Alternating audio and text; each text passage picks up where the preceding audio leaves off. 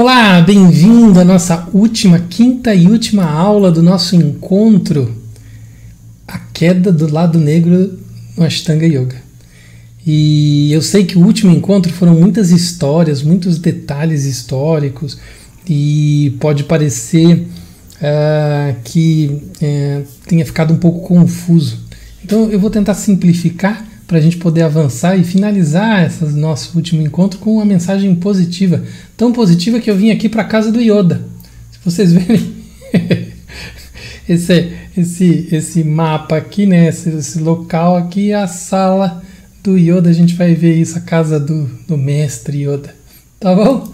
Mas antes disso eu quero falar um pouquinho sobre aquilo que a gente explorou na última aula, que é essa formação do exército de seguidores, na tentativa de desenvolver um império do Ashtanga Yoga, a partir de querendo estabelecer critérios de obediência em relação à forma de ensinar, que não havia na época do Patabi Jois, porque a relação do Patabi Jois era uma relação de muita confiança com seus alunos, na tentativa de pedir para que eles ensinassem aquilo que eles tinham aprendido apenas. E aí, com o aumento da formação de professores, a formação de professores em quantidade, a certificação de professores numa quantidade muito maior do que era antes, isso começou a acontecer a partir de 2008, 2009, com a morte do Patabi Jois, vai se criando um exército de professores que não tem toda a relação com o professor que havia antes, agora, assim como na Guerra nas Estrelas, na Star Wars, os soldados, Stormtroopers, por causa da massificação da formação dos soldados, nos filmes é muito conhecido, e inclusive existem trechos em alguns filmes, no Mandaloriano tem muita diálogo sobre isso, e na última trilogia também, sobre a questão da falta de pontaria, de falta de preparo dos soldados do Império, E isso é um pouco o que acontece, assim, porque eles não têm um acompanhamento próximo, não têm uma formação muito adequada.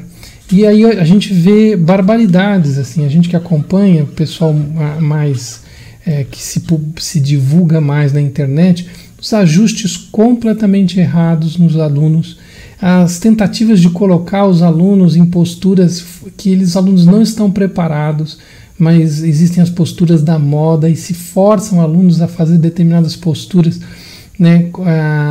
que os alunos não estão preparados, por exemplo, o catching. Eu vejo alunos que não têm a retroflexão adequada e forçando os alunos a fazerem a retroflexão, que eles ainda não estão preparados, não têm a força adequada.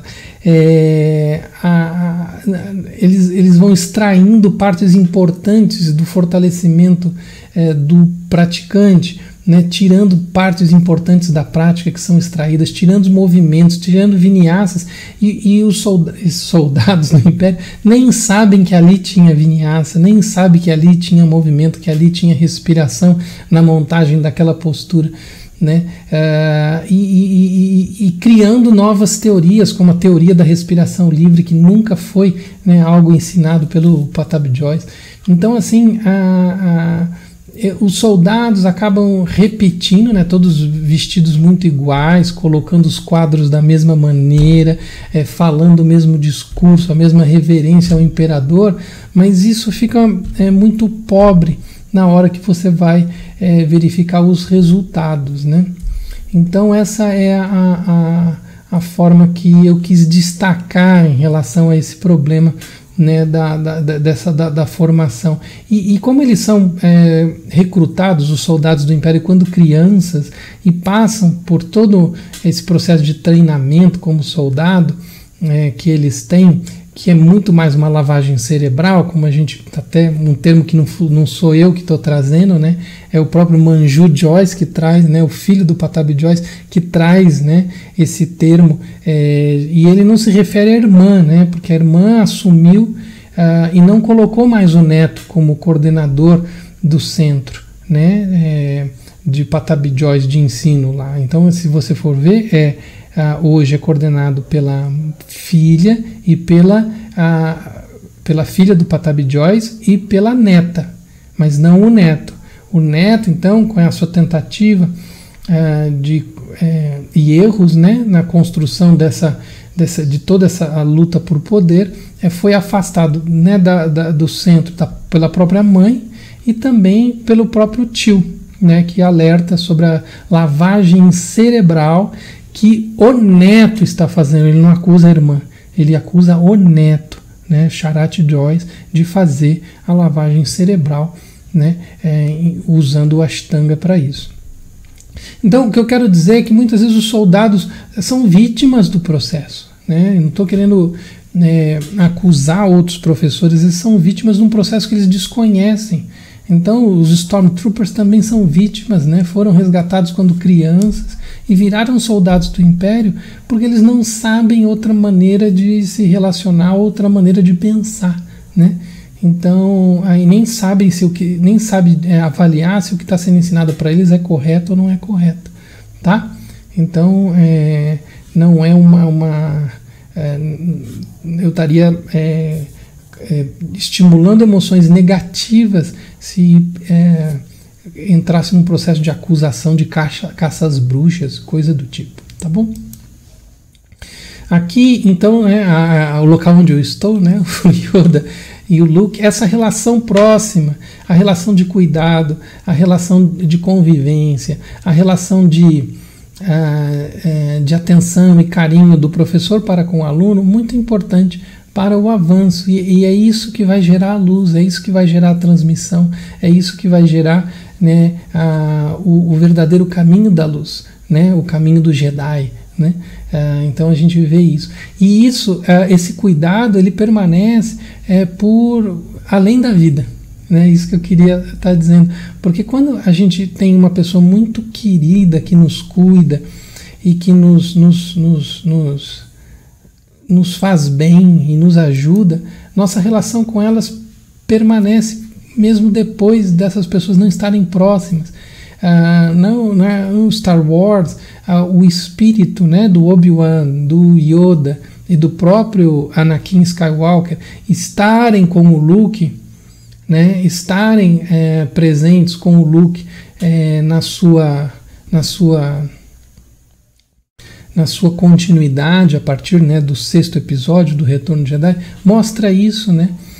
E eu posso dizer para você a minha experiência assim com o próprio professor Hermógenes é interessante também. Depois que o Hermógenes não pôde mais estar presente fisicamente aqui conosco, a presença dele pessoalmente na minha vida, né, depois de 10 anos trabalhando com ele e acompanhando ele, é muito maior, né? Então a gente sente essa presença, se torna não material, mas se torna ali cuidadora de nós, né? Então você vê que o filme traz essa mensagem, né? E repete essa mensagem no final do episódio 9. Você tem o próprio Luke e a Leia como os mentores, né, da Rey Skywalker, né? Então esse caminho de cuidado, de atenção em quem tem a relação cuidadosa com o seu professor, né? Ela permanece. Então esse ensinamento ele é preservado por esse carinho, por esse amor, por esse cuidado. Então é isso que também a gente vê no Ashtanga, que alguns professores fazem essa transmissão, porque eles receberam a transmissão pelo carinho, pelo cuidado, pela atenção, pela convivência com o professor, né? Então, diferente, né, do ditar regras, né, da formação industrializada, da questão de desenvolver um poderio, né, uma ideia de expansão do império, né? Então, esse é o caminho que a luz vai seguir, né? Porque esse caminho ele tem essa atenção, tem esse carinho, tem todo esse cuidado, né? Então eu quero passar essa mensagem de, aqui na casa do Yoda, né, passar essa mensagem de acolhimento, né, de tranquilidade, de vocês terem a certeza de que o caminho vai seguir, né, pelas pessoas que recebem a transmissão do yoga, né, dessa maneira. Agora eu quero falar sobre os 3 pilares do caminho do Jedi. Os 3 pilares do caminho do Jedi são a força, o conhecimento e a autodisciplina. A força, a gente já viu que também é o conhecimento dela, né, a ciência dela é um dos 5 preceitos que a gente já viu nas aulas anteriores.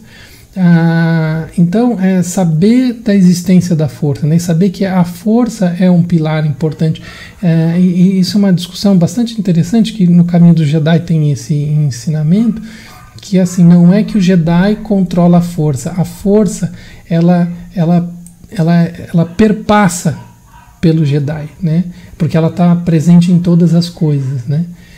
O conhecimento é o estudo, a importância de se manter, né, estudando, se manter em treinamento, né, se manter buscando saber, né, buscando se aperfeiçoar, e a autodisciplina, né, o desenvolver do treinamento. E toda vez que nós temos a questão da queda, né, os problemas de ser levado para o lado negro, normalmente os problemas não estão, né, no controle da força, né, na habilidade ou no conhecimento, mas sim na autodisciplina. Não respeitar o professor, não respeitar o treinamento, não respeitar o tempo. Nossa, eu já conheço vários e vários casos assim de alunos que se aproximaram, né, eu como professor, porque queriam avançar logo. E eu procuro ajudar os alunos, mas quando o aluno não pode avançar, eu digo não para o aluno, eu falo, tranquilamente, você não pode avançar, está faltando pedaço, né? E alunos se revoltarem com isso, fazerem de tudo para tentar avançar, e eu manter a posição porque falta, né, condição. E o aluno se revoltar, muitas vezes me criticar, ir buscar outros professores na tentativa de avançar, e até consegue um outro professor que está dando ali, tentando avançar as pessoas sem muito critério, mas com o passar do tempo, depois o que eu vejo? O aluno tem uma regressão terrível, assim, porque eu vejo pela prática, acompanho, né, as pessoas há muitos anos na estrada, né, e as pessoas acabam não seguindo um caminho, acabam estagnando, acabam regredindo na sua prática. É claro que yoga não é só questão física, né, mas a parte física também é parte, né. Não quero falar de regressões, né, do caráter ético e de conduta, que também acontecem, mas aí é um assunto mais delicado, que não é o caso aqui da aula, tá? Mas normalmente o respeito, a autodisciplina é normalmente o ponto que pega, né, para se cair para o lado negro. E aí, quero contar uma coisa para vocês, porque daí como é que você sabe disso, né? Que a pessoa está escorregando para o lado negro? Pelos frutos. E na Star Wars, na mitologia Star Wars, a espada do Jedi ou do Sith é influenciada, né, pela vibração dele. É como assim, a espada é um fruto da prática do aluno. Então, ela é formada por um cristal que o próprio praticante deve fazer a sua espada, e o cristal ele vai assumir a cor da espada de acordo com a vibração do aluno, né? Então vocês vão ter que todos os Siddhs, aqueles que têm a influência do lado negro, esse é o Darth Maul, um dos mais famosos Siddhs, né, ele está na primeira trilogia, né? Eles têm a espada vermelha. E isso é por causa da vibração emocional deles, que é egoísta, né? Que tem raiva, que tem medo, né? Lembra que eu expliquei lá atrás, a raiva e o medo. E aí então os frutos, né, são afetados. E isso é a mesma coisa em relação ao yoga. Quando você se conecta com questões de ego, poder, vaidade, você vai manifestar o sabre vermelho, isso vai aparecer, né? Enquanto que, de acordo com o desenvolvimento do Jedi, o sabre pode ser de outra cor. Então você tem aqui na primeira desafio entre o Luke Skywalker e o Darth Vader, o Luke Skywalker ainda era um aprendiz de Jedi. Então, quando o aprendiz de Jedi desenvolve apenas o controle sobre a matéria, sobre os elementos da matéria, o Jedi iniciante, vamos dizer assim, que está preocupado com as coisas materiais, o nível de força material, por exemplo, levantamento das pedras, poder da força que esse Jedi tem, a espada é azul. Então Darth Vader, né, espada vermelha, né, a vibração dele, né, tomado pelo lado negro, espada vermelha. E o Luke, espada azul. Já no Retorno de Jedi, depois que o Luke passa pelo treinamento e já é um Jedi poderoso, reconhecido, a espada se torna verde. O que significa isso? Um Jedi que tem preponderância do poder sobre a mente, poder sutil, e não sobre a matéria. Então ele é um Jedi de poder mais sutil, né, mais elevado. Ele subiu um degrau nessa estrutura de poder, né? Então essa é a formação do sabre verde, tá? Então isso aparece já no último episódio da trilogia clássica, né? A 4, 5 e 6. Tá? Aí você vai ver uma coisa curiosa também, é que existe o sabre amarelo, que é aquele que avançou para o equilíbrio. Ele não tem uma preponderância do lado sutil nem do lado mais material do uso da força. Ele consegue equilibrar, ele tem domínio sobre os dois, pleno domínio sobre os dois lados. Seria o sabre amarelo.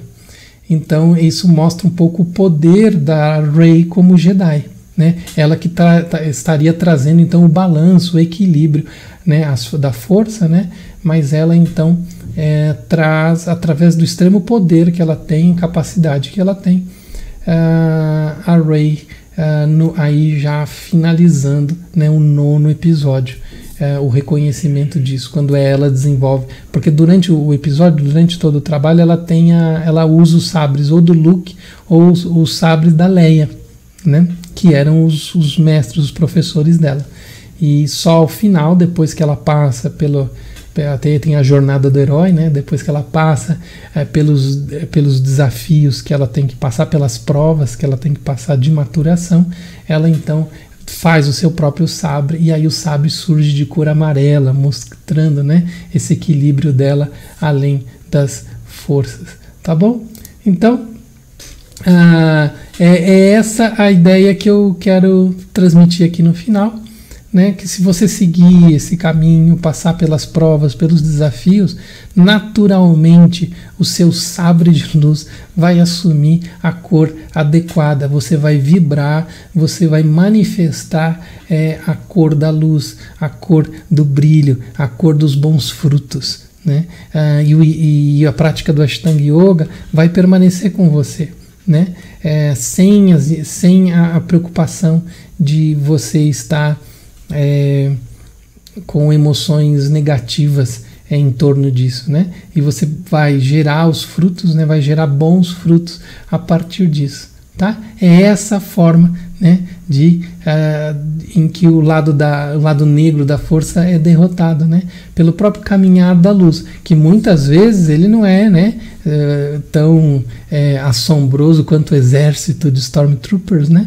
Mas ele se manifesta dessa maneira, né, através dos frutos daqueles praticantes, né, que são sinceros, né, na relação de amor, de carinho, de cuidado com seu professor e na transmissão disso. Espero que você tenha gostado desse curso. Se quiser saber mais sobre a Ashtanga, se quiser aprender mais sobre isso, é só seguir nossos canais, o @VitorMedita no Instagram, seguir nosso canal no YouTube, entrar em contato através do site, o cienciameditativa.com. A gente está à sua disposição, né, sempre para evoluir nesse caminho da meditação e do yoga juntos, tá bom? Grande abraço, até mais.